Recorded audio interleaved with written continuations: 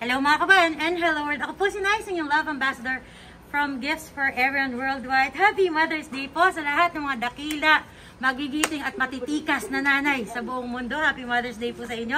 Ako po si Nice, yung Love Ambassador from Gifts for Everyone Worldwide at nandito ako ngayon sa Imus, Cavite. Bawal i-disclose kung saan mismo dahil susurprisahin ko si Ma'am Fe Divina Ramos na lang kanya pong anak na si Ma'am Rica P1 na isa pong kababayan nating OFW na nasa Tucson, Arizona.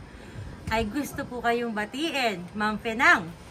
Happy Mother's Day! Kaya naman po, andito ang team ng Gifts for Everyone para ihatid ang mga regalong pinaghandaan ng inyong anak to celebrate this special day kahit kayo po ay physically distant. So ano po yung mga dala nating regalo para kay Mami Fe? Eto na nga. So unang regalo natin, ayan, medyo mahangin dito sa Imus. Unang regalo natin syempre yung ating pansit. May siomay, Dunkin Donuts, may drinks. Siyempre, kailangan nandyan din ang photo ni Mami. May Chicken Joy, may large cake from Red Ribbon, may message of love dyan sa card. Meron pa po tayong arranged balloons and most importantly, ito po yung pinakabongga sa lahat.